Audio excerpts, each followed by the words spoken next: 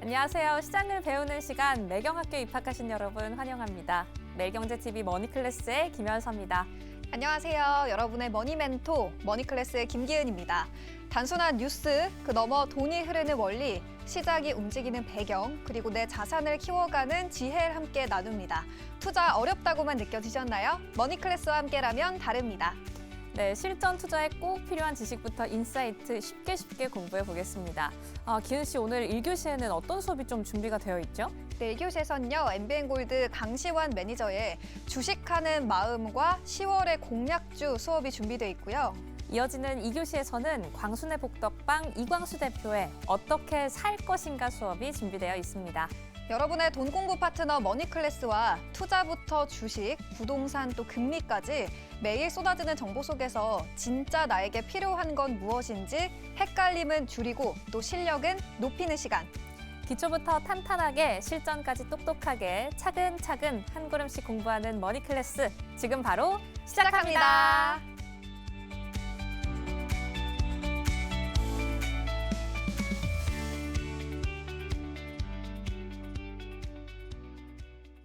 네, 머니클래스 이제 출발해 보겠습니다. 시원하고 완벽한 수익, 이 철저한 원칙과 기법으로 리스크를 최소화하는 전략을 알려줄 선생님 모셔봤는데요.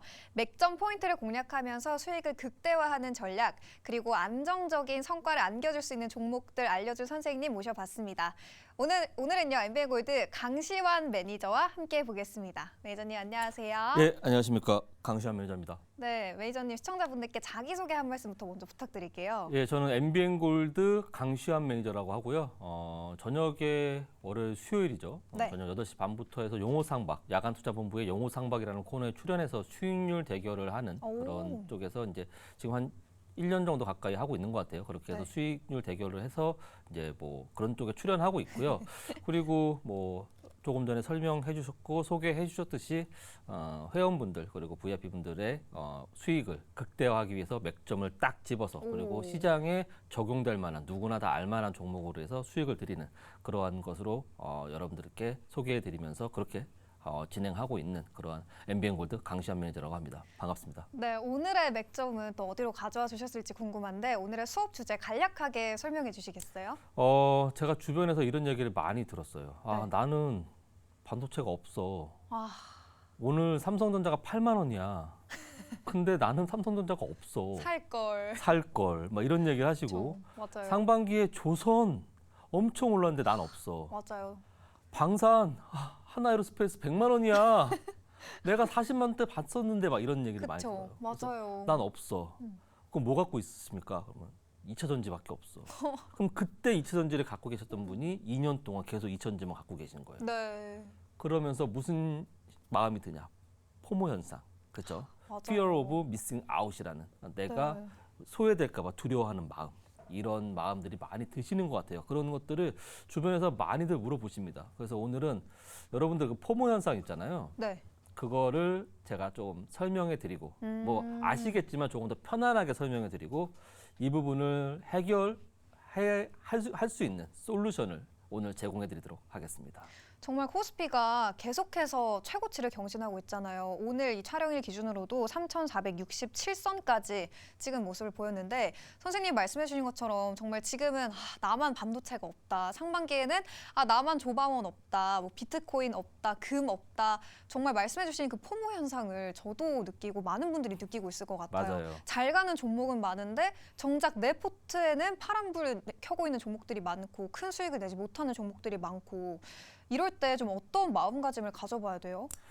포모 현상이라는 건 이제 이번에 안 사면 후회할지도 몰라. 막 네. 이런 얘기가 드는 거죠. 막 투자를 하다 보면 그런 마음이 들 수도 있습니다. 막 맞아요. 올라가니까. 그리고 막 서울의 아파트 같은 거 최고치를 경신하면 이거 더 가는 거 아니야? 그쵸. 나도 사야 되겠다. 그리고 나스닥이 사상 최고치를 찍어요. 테슬라가 올라가고 엔비디아가 올라가. 나도 사야 되는데 이런 마음이 들면서 맞아요. 이런 것들로 해서 투자에 대한 조바심이 드는 마음. 이게 이제 포모 현상이라고 할 수 있는데 1996 2016년도에 하버드에서 이제 마케팅 전문가였던 댄 허먼 박사의 연구에서 처음 사용되었던 용어라고 하는데 오. SNS가 이제 등장하면서 본격적으로 포모 현상이라는 단어가 많이 사용됐다라고 합니다. 거기 보게 되면 SNS 같은 경우는 이제 삶의 단면만 보이는 거잖아요. 내가 네. 올리는 것들. 맞아요. 좋은 모습만. 그렇죠. 좋은 모습만 보이는 건데 네. 그런 모습을 보면서 내가 현실에 좀 안주하고 있는 건 아닌가. 나는 그냥 평범하게 지내고 있는데 남들이 그 올린 걸 보면서 나는 이 사람보다 좀 뒤처지는 거 아닌가. 네.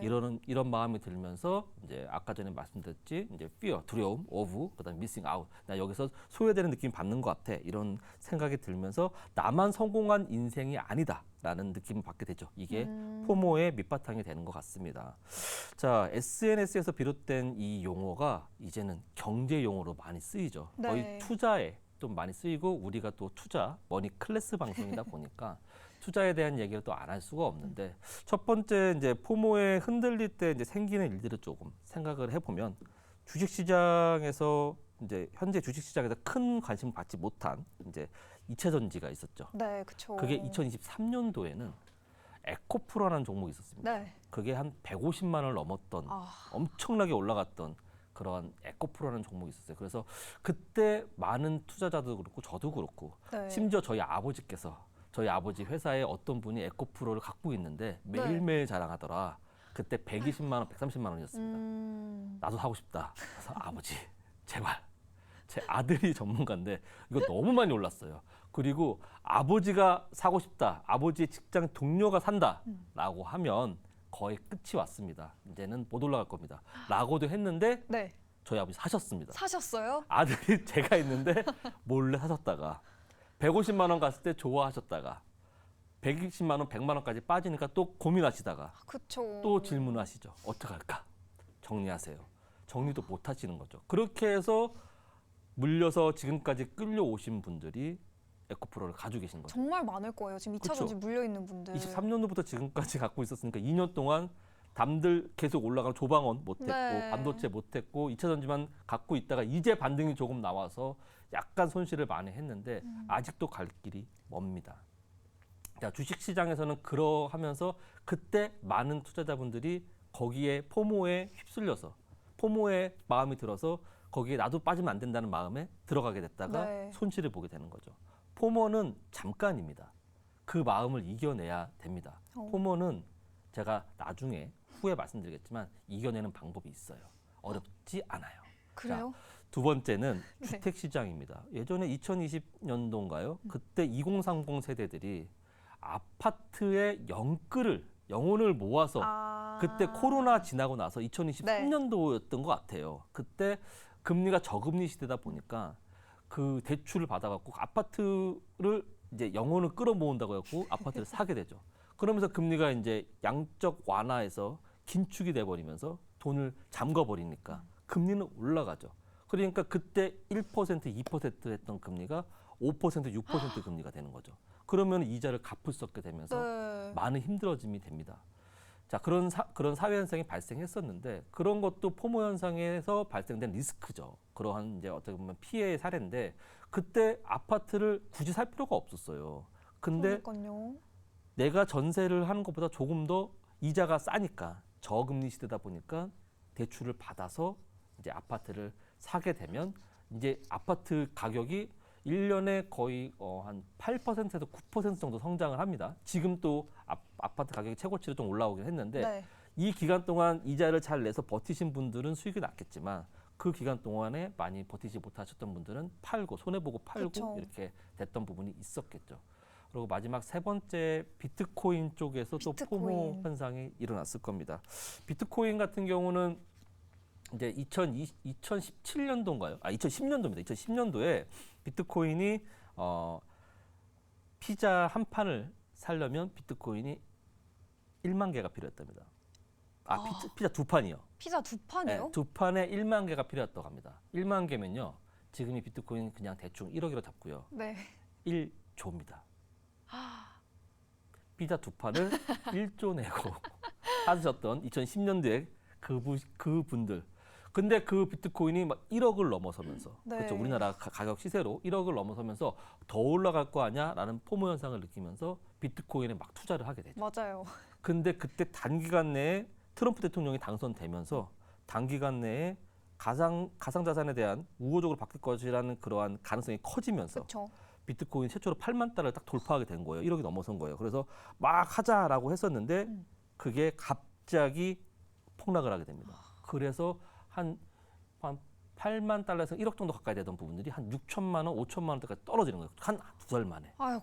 그러니까 그때 이건 아닌가 보다 해서 또 그때 손절하셨던 분들은 네. 또 피해 사례를 겪었겠죠. 근데 지금까지 잘 가져오셨으면 그쵸, 사실. 가져오셨으면 이제 네. 2억을 간다라고 하는데 그 기간을 잘 버텼으면 좋았을 텐데 그 포모로 접근한 투자는 그렇게 피해를 입고 왜냐하면 내가 정상적인 마음이 아니고 흔들리는 마음으로 접근했기 때문에 네. 투자의 원칙이 없고 기준이 없고 그렇기 때문에 흔들릴 때 이 손해를 볼 수밖에 없고 속칭 얘기하는 털릴 수밖에 없어요. 그래서 제가 포모에 대한 얘기를 계속해서 말씀을 드리고 있는데 네. 포모로 잠깐 이제 그 포모 현상에서 잠깐 벗어날 수는 있지만 그거에 대한 리스크의 손실은 정말 오래 간다. 이 부분들을 명심하시면서 네. 포모는 자연스러운 감정입니다. 투자로 큰 수익을 벌었다는 소문을 들으면 누구나 나만 손해보고 있다라는 생각을 박탈감에 빠질 수가 있습니다. 생각을 가지면서. 선생님 말을 들으면서 그렇게 안 되려면 좀 조급함을 안 느끼게 투자 중심을 잘 잡아봐야 되겠다 이런 생각이 들더라고요. 그렇죠. 어떻게 하면 이 포모 해결 방법 뭐가 있을까요? 포모에 대해서 이제 솔루션을 좀 제공해 드리면 네. 제가 과거에 머니 클래스에 네. 제가 이번이 한 5번째 출연인 것 같아요. 되게 많이 출연하셨네요. 뭐 1교시, 2교시 해갖고 좀 많이 출연했던 것 같은데 되게 오랜만에 출연하긴 합니다. 근데 네. 그때는 제가 머니 클래스에서 욕심이 되게 많았어요. 지금도 욕심이 많지만 그래서 막 가르쳐 드리려고 막 어려운 용어 써가면서 차트 보면서 막 네네네. 검색기에 뭐 차트에 이런 게 있고 미국의 뭐 핀비즈 사이트를 보면서 막 엄청나게 많은 얘기를 했거든요. 근데 여러분들이 원한 건 그게 아니죠. 쉬운 거. 맞아요. 꼭 가볍고 손쉽게 접근할 수 있는 네. 그런 것들. 그럼 공부하지 마시고요. 그냥 관심을 가지시면 됩니다. 포모 현상은요. 내가 여기서 뒤처질까 봐 두려워하는 현상이잖아요. 투자는 그러면 만약에 지금 반도체가 많이 올라가잖아요. 네. 지금도 많이 올라왔죠. 9월 달에만 거의 10일 연속 상승했기 때문에 네. 9월 달에만 엄청나게 올라왔어요. 맞아요. 그럼 지금 반도체를 들어가도 되나요? 근데 더 오른다고 하니까 시장에서는. 그렇죠. 네. 더 오른다고 하는데 더 올라갈지를 한 발 뒤에서 생각을 해보시면 돼요. 그러면 한 발 뒤에 생각을 해보면 나는 기본적인 지식이 없는데 어디서 생각을 해? 어떻게 생각을 해? 이렇게 물어볼 수 있는데 네. 우리 매일경제TV에서 아주 좋은 방송이 있습니다. 제가 매일 즐겨봅니다. 제가 어떤 매일 거요? 아침 7시에 메아리라는 방송이 있어요. 매일경제 아메리카 리포트라는 방송이 있습니다. 굿모닝 오늘의 증신 안 보세요? 굿모닝 오늘의 증시도 봅니다. 그러니까 메아리부터 봐야죠. 메아리부터 보고 네네네. 그다음에 증시 보고 그다음에 일발장전 보고 쭉 보기 시작하는데 그 메아리를 보시라고 말씀드린 이유가 우리나라는 어쩔 수 없이 미증시에 따라갈 수밖에 없어요. 그렇죠. 미증시를 확인을 하면 특히 지금 같은 장에서는 특히나 상승하는 장에는 미국 시장에 연동되는 그러한 섹터가 정말 많습니다. 제가 매일 아침 8시에 공개 방송을 하는데 네. 거기에서도 저도 미증시의 그 메아리 방송을 보고 거기서 종목을 선별하거나 섹터를 고르는 경우도 많이 있어요. 그러니까 여러분들은 조금 더 관심을 가지시고 우리 매일경제TV의 아침 7시 김유정 아나운서인가요? 네, 유정 맞아요. 김유정 아나운서의 메아리 매일경제 매경 홍보대사세요. 아메리카 리포트 그쪽을 보시면서 네. 관심을 가지면서 계속 그 보는 게 아니라 그냥 들으시면 돼요. 그냥 그걸 본다고 표현하기보다는 그냥 이어폰 꽂고 들으시면 오늘 어제 미장에서 테슬라가 올랐구나. 엔비디아가 떨어졌구나. 이런 걸 알 수 있게 됩니다. 메아리를 보면서 미증시에도 또 계속해서 관심을 가져보자라는 전략 주셨는데 이 산업의 패러다임을 바꿨던 사례들을 준비해 주셨어요. 좀 간략하게 어떤 것들이 있을까요? 삼양식품의 예를 한번 들어볼 수 있겠는데요. 오, 네. 우리가 이제 제가 고등학생 된 딸이 있고 중학생인 딸이 있어요. 근데 저희 아이들이 그 정도의 학부모들은 정말 지겹게 들었던 말이 있습니다. 마라탕. 이 얘기를 엄청 듣는데 매운 것에 정말 자극적인 것에 아이들이 많이 노출되어 있는 상황인데 맞아요. 그때 삼양식품에서 불닭볶음면이라는 매운 라면을 출시하게 됩니다. 이게 어마어마한 히트를 쳐요, 국내에서. 네. 근데 과거에 제가 불닭볶음면을 보고 제가 작년인가요? 어떤 프로에 나가서 제가 삼양식품에 대해 소개를 하면서 이거 10배도 갈 수 있다고 말씀드렸어요. 오. 근데 그 이유가 제가 과거에 삼양식품 관련된 주식을 한 번 산 적이 있어요. 삼양식품을. 그게 2012년도인가 13년도에 그 하얀 국물의 라면, 네. 나가사키 짬뽕인가요? 아. 그 라면이 나왔을 때 네네. 엄청난 인기를 끌었습니다. 그러면서 주가가 단기간 내에 20%가 올랐어요.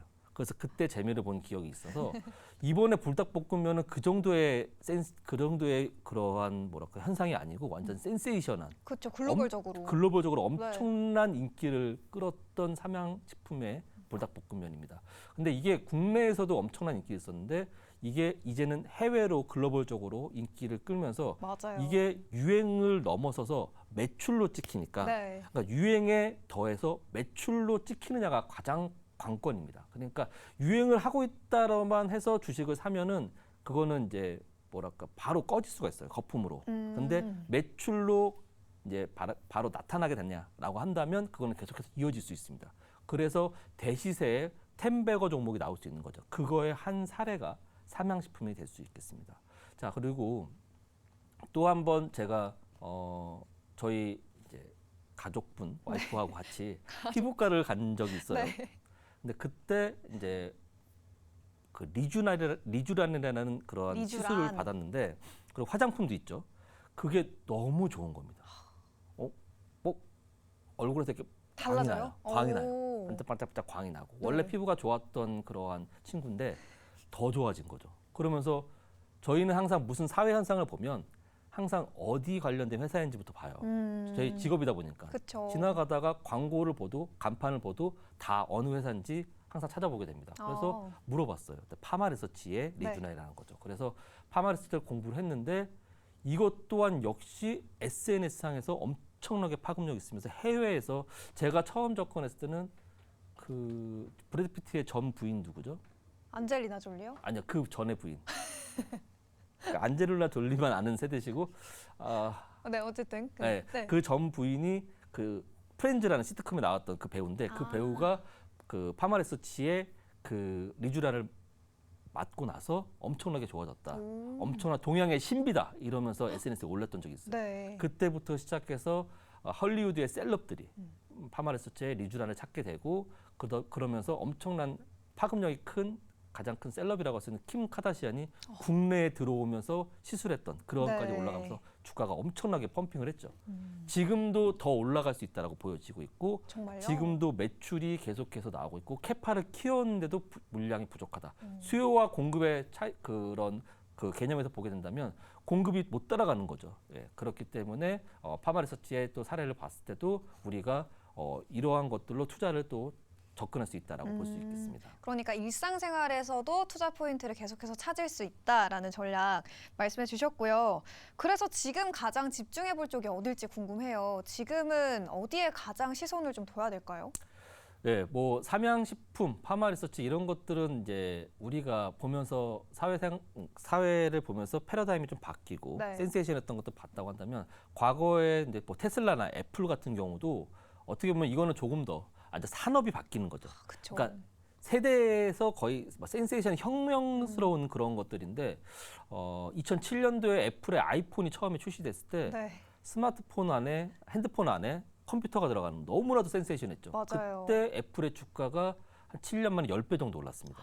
엄청난 센세이션을 일으키면서 그리고 전기차의 테슬라가 그러니까 테슬라가 전기차 일론 머스크가 전기차를 만든다고 했을 때 많은 사람들이 다 손가락질하면서 그건 안 될 것이다라고 했었는데 이것 또한 흑자전에 성공하면서 갑자기 단기간 내에 10배 정도 주가가 올랐어요. 네. 그렇다고 한다면 전기차 과거에 생각을 해봤을 때 불과 한 5년 전만 하더라도 사회에 돌아다니는 길거리에 돌아다니는 전기차가 몇 대 없었어요. 그렇죠. 지금은 되게 많잖아요. 지금은 엄청 많죠, 우리나라도. 그럼 전기차의 산업의 시대가 왔다라고 볼 수 있겠습니다. 그러면 앞으로의 시대를 조금 더 우리가 전망을 해보면 지금 가장 핫한 건 노랑봉투법이죠.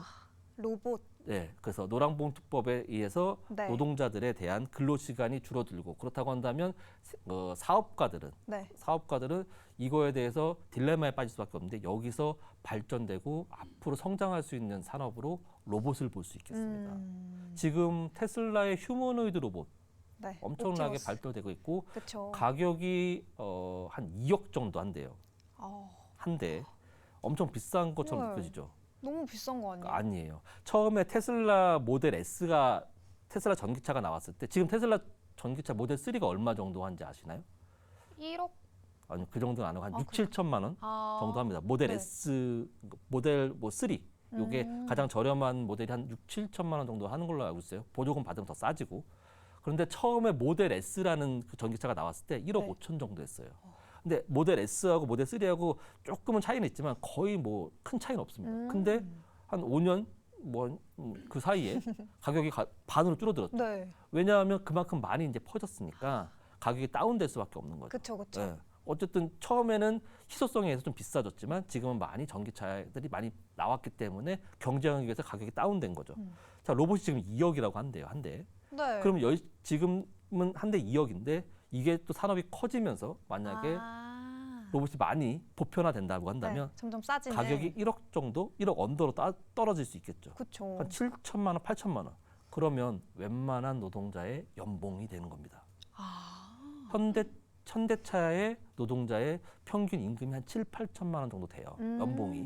네. 좀 더 높으면 1억이 넘기도 하고 7, 8천만 원 연봉인데 1년 연봉에 로봇을 한 대 들이면 연봉이 아니라 어쩌면 이제 소모제만 바꿔가면서 평생 쓸 수도 있는 거죠. 그렇죠. 그리고 24시간 일할 수 있으니까. 24시간 일할 수 있고. 네. 그리고 노조의 걱정도 없죠. 그렇죠. 맞아요. 불만도 표현하지 않겠죠. 네. 그런 거죠.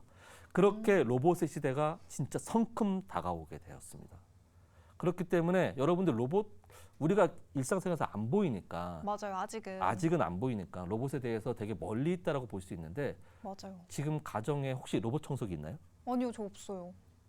아직 살림을 혼자 안 하시죠? 네. 그래서 그러실 거예요. 지금 살림 혼수의 필수 3대 용품이 있습니다. 네. 하나가 식기세척기. 그렇죠? 그다음에 네. 로봇 청소기. 그다음에 하나가 건조기인가요? 그렇게 알고 있어요. 왜냐하면 이게 살림하는 분들의 가장 큰 노동력이 들어가는 거거든요. 근데 그런 것들이 이제 거의 쉽게 적용되는 부분인데 로봇 청소기 같은 경우는 너무나도 편리해요. 그래요? 네.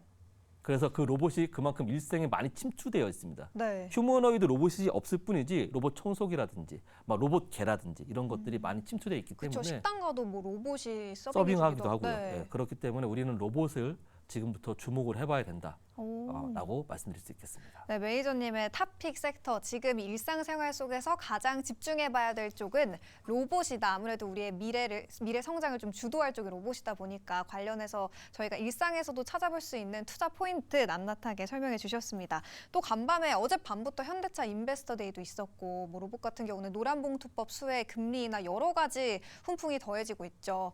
로봇주에 대해서 더 많이 들어보고 싶은데 매니저님, 로봇주 안에서 탑픽이 궁금한데 시간 관계상 네이버 밴드로 가서 시청자분들이 들으셔야 될 것 같거든요. 그렇습니까? 네이버 밴드 경로 좀 자세하게 설명해 주세요. 예, 그 녹색 창에서 네이버 말씀하셨으니까 네이버 밴드에 들어가셔서 네. MBN 골드 강시환 매니저 검색하시면 되고요. 제가 오늘도 그렇고 매일매일 미국 증시를 보면서 오늘 우리나라 증시에 연동되면서 올라갈 만한 섹터에 대해서 말씀을 드리고 있고 계속 올려드리고 있어요. 오늘도 어제 미국의 엔비디아라든지 또 네. 비만 치료의 그 노보노디스크의 상승 이런 걸로 인해서 비만 치료제에 대한 얘기를 말씀드렸고 반도체에 대한 부분들은 어저께 많이 올랐기 때문에 오늘은 좀 조심스러워야 된다 이런 얘기를 올려드리면서 투자의 인사이트를 정확히 가이드라인 잡아드리고 있습니다.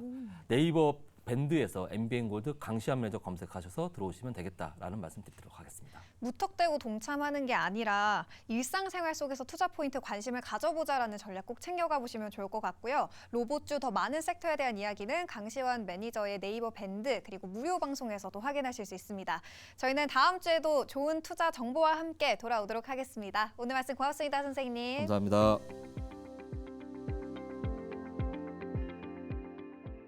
네, 머니클래스 2교시 수업 시작해 보겠습니다. 요즘 투자를 좀 어떻게 할까라는 고민도 있지만 내가 살 집은 어떻게 골라야 하나라는 고민도 참 많은 것 같아요. 특히 좀 신혼부부부터 중년 부부들까지 이사를 다니거나 새로운 집을 구할 때마다 어떤 점이 내 살 집의 기준이 되어야 할까가 점점 모호해지고 있는 것 같은데 오늘은 오늘의 선생님과 함께 이 기준점 잘 잡아보도록 하겠습니다. 광순의 복덕방을 운영하고 있는 이광수 대표 오셨습니다. 반갑습니다. 안녕하세요. 네, 반갑습니다, 선생님. 제가 여기가 이렇게 뒤에 칠판이 써 있잖아요. 네. 이것처럼 제가 오늘 선생님한테 많이 배우는 컨셉이거든요. 전반적으로 집에 대한 이야기 해주실 텐데 네. 먼저 자기소개 한 번만 부탁드릴게요. 예, 안녕하세요, 여러분. 저는 독립리서치인 광순의 복덕방을 운영하고 있는 이광수라고 합니다. 오랫동안 애널리스트 생활하다가 최근 독립해서 이렇게 리서치를 하고 있는데요. 부동산뿐만 아니라 주식, 자산시장에 대해서 리서치를 하고 있습니다. 네, 복덕방이라는 이름이 진짜 친숙하게 와닿는 것 같은데 오늘의 수업 주제가 전 딱 이걸 까봤을 때 너무 재밌더라고요. 어떻게 살 것인가. 그래서 찾아봤더니 책을 쓰셨더라고요. 네. 어떻게 살 것인가라는 주제는 오늘 어떤 이야기로 좀 풀어가 주실까요? 글쎄요, 오늘 저희가 어쨌든 시간이 한정돼 있어서 네. 뭐 모든 걸 말씀드릴 수는 없고요. 제목처럼 어떻게는 방법을 얘기하죠. 그리고 살은 뭐냐면 바이를 얘기합니다. 이렇게 그리고 사는 거 말고요? 네, 그렇죠. 그래서 원래는 사실 어떻게 저희가 매수해야 되는가 결국 네. 그 지점을 얘기하고 싶은 데인데 어, 결국 그걸 잘해야 또 잘 살 수 있으니까 맞아요. 그런 측면에서 오늘 일단 어떻게 살 것인가의 한 도입 정도를 같이 얘기해보는 그런 시간일 것 같습니다. 어떻게 살 것인가에 대한 도입을 함께 이야기를 해봐야 될 텐데 이때 좀 기준을 잘 잡는 게 중요하다라고 말씀을 많이 해주셨더라고요. 그럼 내 삶에 어떻게 살 것인가의 기준을 잘 잡기 위해서는 좋은 질문을 해야 한다라는 말을 많이 남겨주셨는데 좋은 질문은 어떤 질문인가요? 그러니까 일단 좋은 질문을 찾기 전에 먼저 말씀드리고 싶은 건 뭐냐면 저희가 많은 분들이 뭐 내 집 마련을 하건 주식 투자를 하건 네. 뭐 투자를 얘기할 때 공부를 어떻게 해야 되는지 처음에 여쭤봐요. 맞아요. 그래서 가장 많은 질문이 그렇습니다. 무슨 책을 봐야 되나요? 뭐 무슨 유튜브를 봐야 되나요? 그게 제일 먼저 생각나는 질문이긴 해요. 그렇습니다. 어떻게 공부를 해야 될까? 그런데 뭐 그게 내 집 마련이건 아니면 부동산 투자건 주식 투자건 이건 공부가 아니에요. 네. 그래서 책을 이렇게 쌓아놓고 공부한다고 그래서 주식 수익률 좋아지면 얼마나 좋겠습니까? 그쵸. 그럼 밤새워 공부하면 되잖아요. 맨날 공부만 할 수 있겠어요. 그렇죠. 그게 아니라는 거죠. 어. 그런 지점에서 좀 다르게 접근해야 된다. 그래서 어떤 거냐면 이건 공부가 아니고 네. 스포츠입니다. 스포츠요? 네, 투자는. 그리고 오. 부동산에서 내 집 마련하는 것. 그러니까 뭐가 다르냐면 공부는 책을 통해서 배울 수 있지만 스포츠는 책을 통해서 배울 수 있나요? 안 되죠. 없죠. 좀 스킬이 있어야 되잖아요, 본인의. 직접 하면서 배워야죠. 경험하면서. 그렇죠. 네. 그래서 직접 해보면서 내가 못하는 거를 찾아보고 물어보고 그다음에 특히 이제 선생님들이나 왜 저희가 헬스장에 가서도 네. 그분들한테 어떻게 들어요? 물어보잖아요. 맞아요. 그런 측면에서는 직접 하면서 질문하며 하고 학습하는 게 굉장히 중요해요. 가장 좋은 출발점은 질문이에요. 질문을 잘해야 잘 배울 수 있죠. 좋은 질문을 던져야 좋은 대답을 얻을 수 있는 거군요. 그렇습니다. 그래서 공부를 하려고 하지 말고 좋은 질문을 찾으려고 노력하고 그 질문에 대한 답을 얻음으로써 이제 발전하려고 노력을 해야 된다는 거죠. 그래서 이제 질문을 다시 돌아가면 네. 그래서 그 질문이 중요한 겁니다. 그래서 질문하신 것처럼 좋은 질문이 뭔가요? 네. 그 이제 기준을 찾아야죠. 어. 근데 질문은 크게 네 가지로 나눠질 수 있어요. 뭐냐면 중요하면서 긴급한 질문이 있습니다. 빨리 해결해야 되고 그리고 중요하기까지 한 질문. 그렇죠. 두 번째는 중요한데 긴급하지 않은 질문이 있어요. 그럼 그건 언젠간 해결은 해야 되는 하지만 긴급하진 않은. 그렇죠. 어. 세 번째는 중요하지 않은데 긴급한 질문이 있어요. 이건 좀 어려워요. 중요하지 않은데 긴급한 건 뭘까? 눈앞에 닥쳐 있는 맞습니다. 빨리 해결해 버려야 되는 일. 맞습니다. 어. 마지막으로는 중요하지도 않고 긴급하지 않은 게 있죠. 그것도 어렵네요. 근데 중요하지 않고. 전체적으로 보면 네. 중요하지도 않고 긴급하지도 않는 질문에 대해서는 잘 질문하지 않고 답을 찾으려고 안 해요.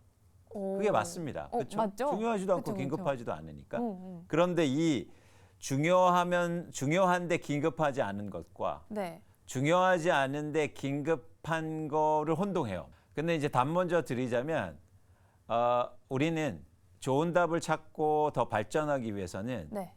중요하지만 긴급하지 않는 질문을 하고 거기에 대한 답을 찾는 게 되게 중요하고요. 오. 반면에 중요하지 않은데 긴급한 질문은 사실 뒤로 밀어놔야죠.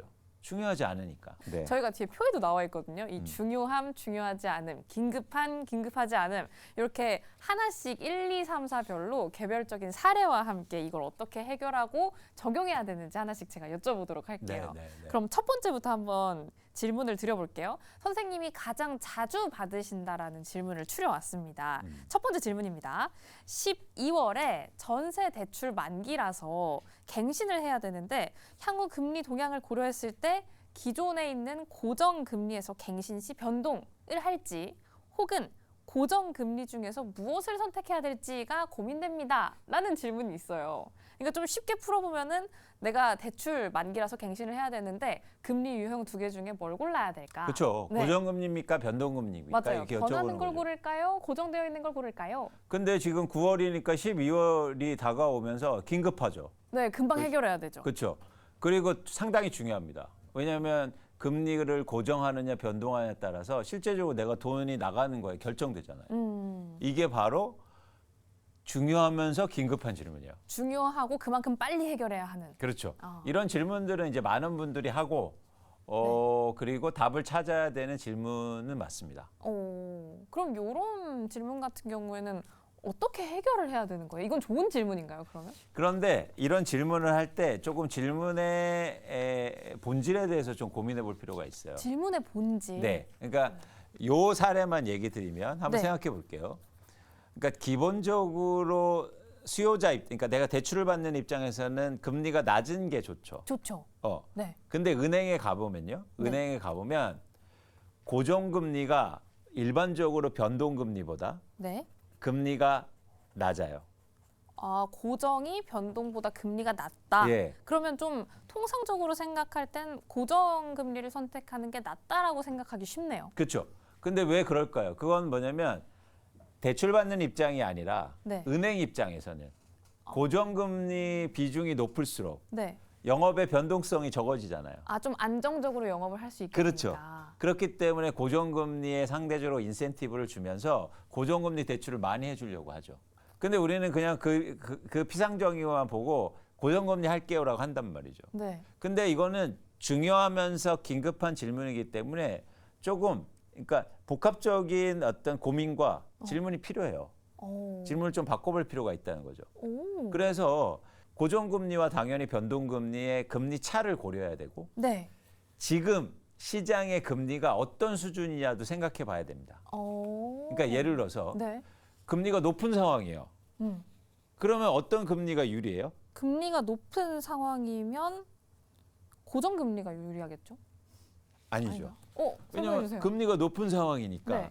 향후로 내려갈 가능성이 큰 거 아닙니까? 아, 그럼 변동금리를 해야죠. 그죠, 그죠. 그런데 우리는 이 고려 없이 가니까 심지어 금리가 높은 상황인데도 고정금리를 해버려요. 그래서 이 두 가지, 즉 지금의 금리 상황이 어떤 상황인가를 고려하고 그 다음에 고정금리와 변동금리의 금리 차를 고민해서 네. 조금의 질문을 이런 질문들은 그 질문을 좀 바꿔볼 필요가 있다는 겁니다. 오, 그러면 질문을 바꿀 때 좋은 질문을 하기 위해서는 앞으로의 금리 방향성까지 고려해서 질문을 좋게 바꿔야 한다. 그럼 어떤 식으로 바꿔볼 수 있어요? 그렇죠. 그래서 뭐 그 말씀을 이제 다 드리기는 어렵지만 네. 일단 숫자가 들어가는 질문이 좋아요. 아, 구체적인 수치. 그렇습니다. 아. 그러니까 막연하게 질문을 던지는 게 아니라 네. 숫자가 들어가서 예를 들어서 지금의 고정금리 수준이 어떤 수준이고 지금의 기준금리 수준이 또 과거 대비 높은 수준이고 네. 또 변동금리와 기준금리의 그리고 고정금리와 변동금리의 차가 얼마나 나는지. 그래서 시장이 되게 흥미로운 현상이 뭐냐면 네. 금리가 시장 금리가 높을 때는요. 네. 고정금리 대출 상품이 많이 팔려요. 아, 사람들이 생각보다 잘 안 알아보는군요. 뿐만 아니라 이런 복합적인 고민을 안 한다는 거죠. 어. 반면에 기준금리가 낮을 때는 어떤 대출이 더 잘 되는지 아세요? 그럴 땐 변동금리요. 변동금리.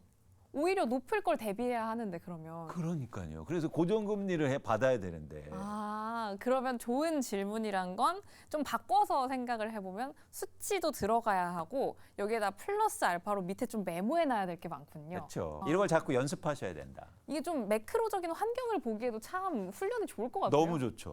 이거예요. 근데 금리를 공부하려면 금리 두꺼운 책을 사서 읽어요. 아, 금리가 무엇인가. 거기서부터 출발.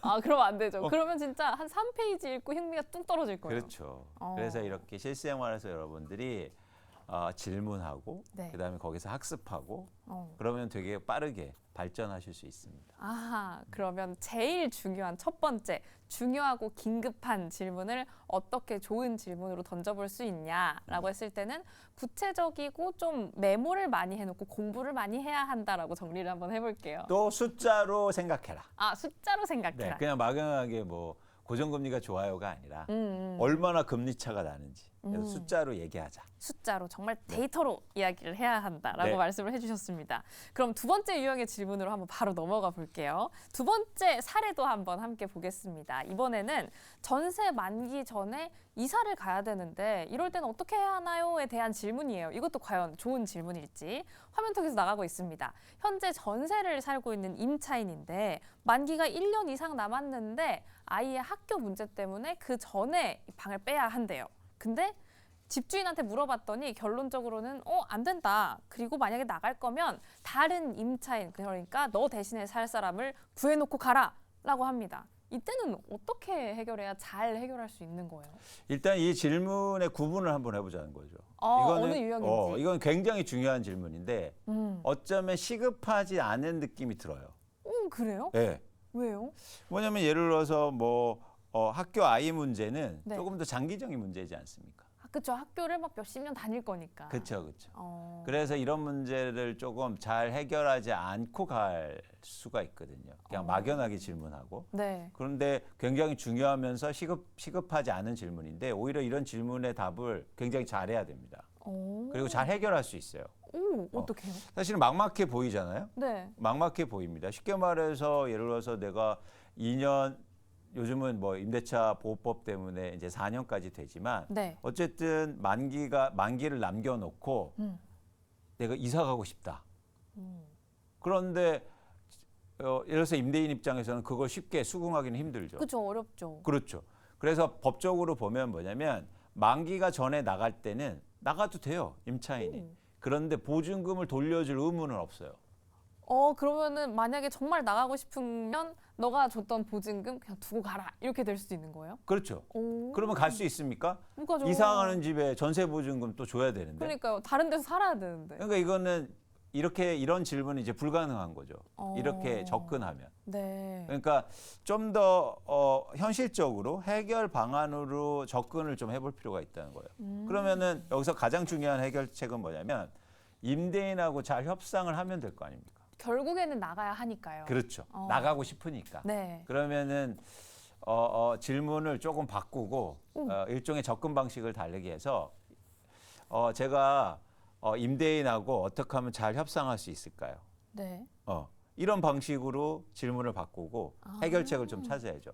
근데 되게 좋은 방식이 있어요. 뭐 많이 쓰는 방식이긴 한데 이제 먼저 나가기 때문에 그 대신 임차 보증금을 돌려주세요. 대신 네. 제가 임대인께서 다른 또 임차인을 구할 때 그 중개 수수료를 제가 내드릴게요.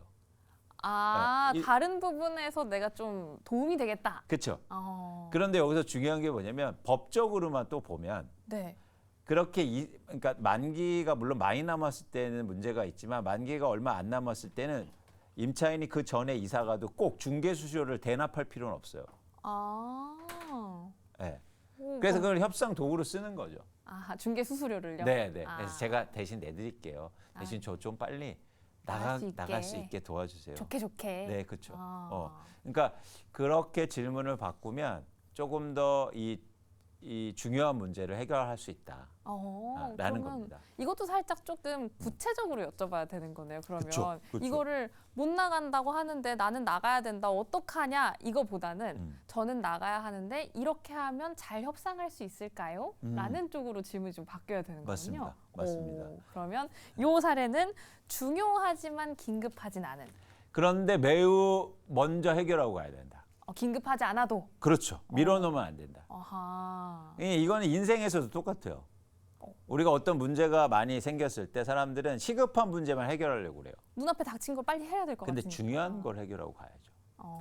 네. 긴급하지 않더라도 중요한 걸 빨리. 그렇죠. 어허. 네. 그러면 얘랑 살짝 혼동될 수 있다고 전에 말씀해주신 세 번째 유형으로 바로 한번 넘어가 볼까요? 세 번째 유형은 중요하진 않은데 긴급해서 우리를 중요하다라고 헷갈리게 하는 맞아요. 애들이죠. 이게 진짜 중요해요. 왠지 아세요?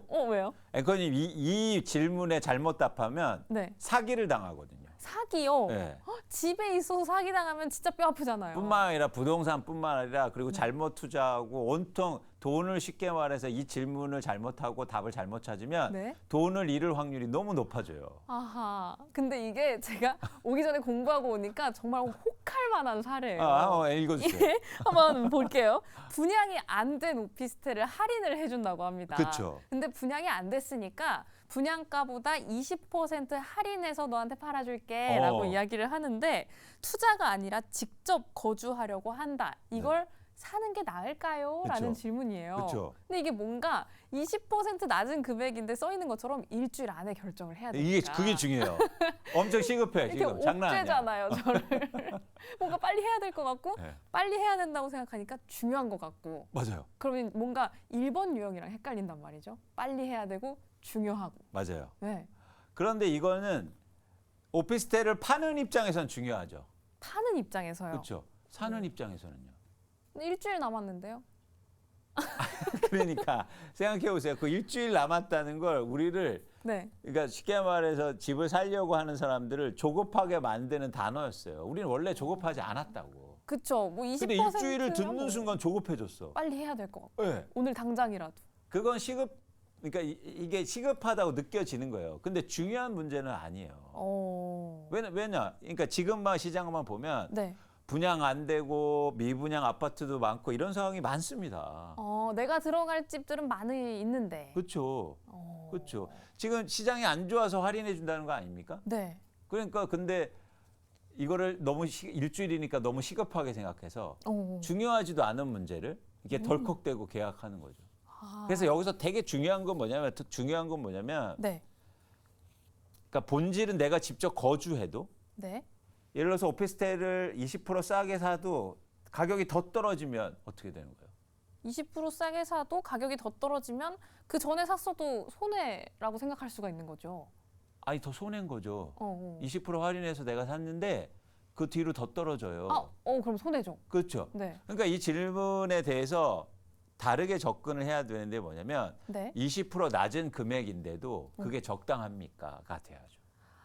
그 20% 할인이라는 단어에 목맬 게 아니라 그렇죠. 그렇게 그리고 돼서 할인된 일주일에 가격이. 얘기할 게 아니라 본질적으로 20% 할인한 게 이게 적당한 가격인가요? 그러니까 중요한 질문이 되어야 돼요. 그렇게 접근해야 되고. 그리고 시급하게 생각하지 마시라. 그래서 일반적으로 시급한 문제들은 대부분 중요하지 않아요. 그러면 시급하지 않은 잠시만요. 살짝 머리에서 혼동이 오는데 일단 가장 조심해야 되는 건 이거라는 건 알겠어요. 가장 조심해요. 가장 중요하고. 우리를 피말리게 하지만 따져보면 본질을 까보면 별게 아닐 수 그렇죠. 있는. 그래서 일반적으로 시급하다고 생각할 때는 한번 의심해야 돼요. 나를 시급하게 만들고 있는 거구나. 맞아요. 빨리 사세요. 빨리 사세요. 이거 대박이야. 빨리 사야 돼. 이건 부동산. 일단 중요하지 않다고 생각하시면 돼요. 근데 단골 멘트잖아요. 부동산에 이제 계약을 하러 가려고 집을 보겠다라고 가면은 이거 하나 남았어. 맞아요. 빨리 사야 돼. 빨리 이거 안 사면 지금 줄을 섰어요. 그러니까요. 대기해 있어. 이거 내일 되면 또 나갈 수도 있어. 맞아. 이렇게 얘기하니까. 지금 막 산다는 사람이 5천만 원 더 올려준대. 그러니까 그러면은 급해진단 말이죠 마음이. 네. 그래서 덜컥 사는 거예요. 그러지 하지만, 마시고 네. 그렇게 항상 시급하다고 느껴질 때 한 번 더 생각하시라. 중요한가? 중요한 게 뭐지? 지금 중요한 게 더 뭐지? 라는 거예요. 결국에는 본질이 가장 중요한 단어거든요. 그럼요. 세 유형 다. 네. 그럼 마지막 유형입니다. 마지막 유형은 사실 앞서서 말씀을 한번 언급을 해주셨잖아요. 중요하지도 않고 긴급하지도 않은 이런 질문들이 맨 마지막 사례로 살짝 나와 있는 것 같다라는 생각이 드는데 저희가 사례가 4개란 말이죠. 네. 근데 마지막 질문이 뭔가 매크로적인 걸 공부하다 보면 중요한 거 아닌가라는 생각이 드는 질문이긴 해요. 올해 부동산 PF 문제가 심각해질 것 같은데 부동산 PF 문제가 생기면 또 이게 커지면 한국의 부동산 시장이 어떻게 될까라는 질문인데 이건 좀 공부하다가 나올 만한 질문 아닌가요? 그러니까 우리가 그 부동산 학 공부를 하는 게 아니지 않습니까? 그러니까 내 집 마련하고 뭐 부동산 투자를 할 수도 있는데 어쨌든 내 집 마련하는 관점에서 이렇게 모여서 질문을 하는 건데 부동산 PF를 의외로 질문하신 분들이 많아요. 그렇죠. 이게 뉴스 기사를 찾아보다 보면은 맞아요. 알아야 될 것 같고. 그 건설회사 입장에서는 중요하죠. 근데 내 집 마련 입장에서는 그렇게 중요하지 않아요. 결국에는 건설사랑 은행 사이의 얘기니까요. 그렇죠. 그리고 대부분 지방에 있고 엄청 나쁜 뭐 땅에 있고 이렇기 어. 때문에 크게 또 부동산 시장에 미치는 영향도 제한적일 수 있단 말이에요. 오. 그런데 이 문제를 이제 과도하게 해석하고 시급하다고 여기거나 중요하다고 생각하니까 의사결정이 흔들리는 거죠. 그래서 뭐냐면 이렇게 너무 크거나 나의 범주를 넘어가는 고민이나 질문을 할 필요가 없다는 겁니다. 그러니까 제가 주식도 분석하니까 이런 네. 거예요.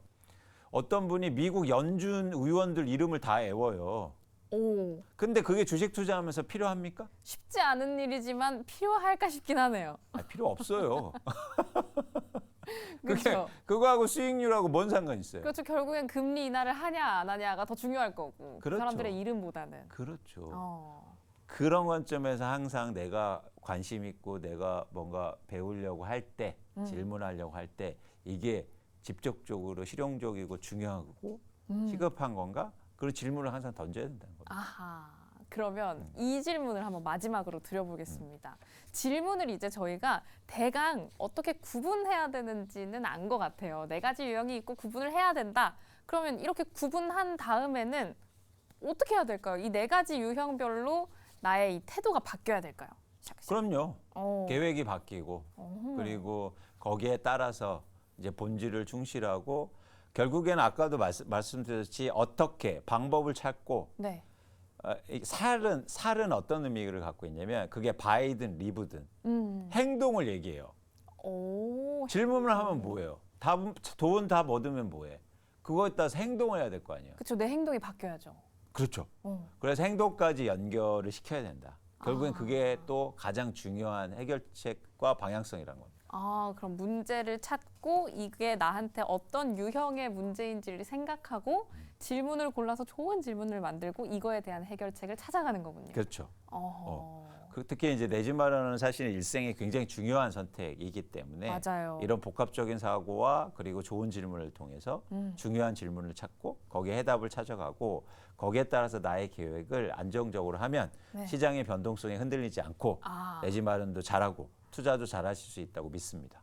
오늘 이 수업 시간이 진짜 단비 같은 시간이 될 것 같아요. 이게 사실은 부동산에 대해서 이렇게 수업을 하고 촬영을 한다라고 생각을 하면 최신 부동산 이슈 이거에 대해서는 어떤 정책이 나온다 뭐 이런 얘기를 많이 하고 저도 이런 얘기를 하지 않을까라고 생각을 하고 왔는데 그것보다 더 중요한 얘기를 한 것 같습니다. 어쩌면 예를 들어서 이런 얘기하죠. 이제 오늘도 여기에 그런 질문이 있는데 하반기 부동산 전망이 어떻게 될까요? 이거요. 네. 그건 중요하지 않아요. 그래서 살짝 넘어가고 마무리를 할까 하고 되게 중요하지 자연스럽게. 않단 말이에요. 왜냐하면 내 집 마련하면 7년 동안 보유해야 돼. 그런데 2025년 하반기에 집값 전망이 중요합니까? 그거보다 내가 어떤 선택을 할 것인가. 그렇죠. 그리고 좀 더 길게 보고 이 길게 보는 상황 속에서 더 중요한 요소들을 찾아내고 그리고 나에 맞는 질문들을 찾아보고 거기에 따라서 계획을 세우는 게 중요하죠. 그렇죠. 저희가 오프닝 때부터 사실 한 가지 맥으로 이야기를 하고 있는 것 같습니다. 두꺼운 책을 읽거나 뭘 공부해야 돼요? 무슨 유튜브를 봐야 돼요? 이런 질문을 던지는 게 아니라 지금 나한테 있는 고민이 뭔지 그렇죠. 그리고 이게 어떤 유형의 고민인지 그렇죠. 이걸 내가 해결하려면 어떤 질문을 던져야 하는지에 대한 수업이었어요. 그리고 좋은 질문을 던져야 좋은 답을 얻을 수 있고 그때 책을 읽던지 유튜브를 보시던지. 네. 결국 오늘의 수업을 마무리하는 한 줄 평을 남겨보자면 책과 유튜브는 좋은 질문 다음이다 였습니다. 좋습니다. 너무 좋은데요? 네, 좋은 질문을 던져야 좋은 대답을 얻을 수가 있을 테니까요. 오늘 전반적으로 부동산 시장에 대한 이야기, 사실 시장에 대한 이야기라기보다는 정말 우리가 핵심적으로 챙겨가야 할 본질은 무엇인가에 대한 이야기를 나눠봤습니다. 정말 이보다 더 알찬 수업이 어디 있을까 싶은데요. 어디 있을까 싶지만 저희는 다음 이 시간에 더 알차고 더 재밌고 더 유익한 수업으로 들어오도록 할게요. 오늘의 선생님 여기서 인사드리겠습니다. 고맙습니다.